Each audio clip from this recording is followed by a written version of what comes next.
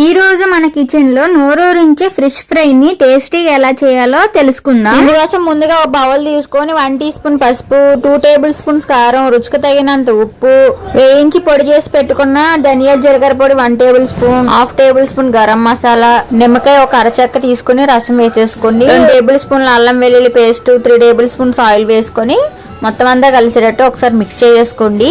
తర్వాత 2 స్పూన్లు వాటర్ వేసుకొని ఇది కూడా ఒకసారి మిక్స్ చేసుకోండి. ఇప్పుడు వాష్ చేసి పెట్టుకున్న ఫిష్ ముక్కలను కూడా ఇందులో వేసేసుకొని ముక్కకి మసాలా మొత్తం బాగా పట్టేలాగా మరొకసారి కలిపేసుకోండి. తర్వాత లోతుకున్నది కాకుండా వెల్లడిపుకున్న ప్యాన్ తీసుకుని హీట్ అయిన తర్వాత 4 టేబుల్ స్పూన్స్ ఆయిల్ వేసుకొని ఆయిల్ హీట్ అయిన తర్వాత మనం మిక్స్ చేసి పెట్టుకున్న ఫిష్ ముక్కలను కూడా నిదానంగా వేసేసుకోండి. ఫ్లేమ్ ని లోలో పెట్టుకుని 5 to 6 మినిట్స్ ఫ్రై చేసిన తర్వాత ఈ ముక్కల్ని నిదానంగా మరోవైపుకి తిప్పుకోండి. నాకైతే ఇలా చేప ముక్కల్ని ఫ్రై చేస్తుంటే అదేదో సినిమాలో మోహన్ బాబు గారు చెప్పిన డైలాగ్ గుర్తొచ్చింది.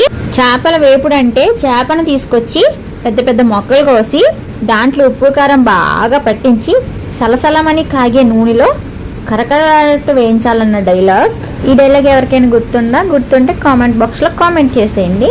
ఇకపోతే ఈ ముక్కలన్నీ ఇలా తిప్పుకున్న తర్వాత ఇంకో 10 నిమిషాలు లో ఫ్లేమ్ లోనే ఫ్రై చేయండి.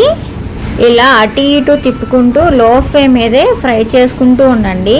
ఈ చేప ముక్కల్ని లో ఫ్లేమ్ మీద ఫ్రై చేయడం వల్ల ముక్క అనేది నీచు వాసన రాకుండా మంచిగా ఫ్రై అవుతుంది. అంతేనండి, ఎంతో సింపుల్ గా నోరూరించే ఫిష్ ఫ్రై టేస్టీగా రెడీ అయిపోయింది.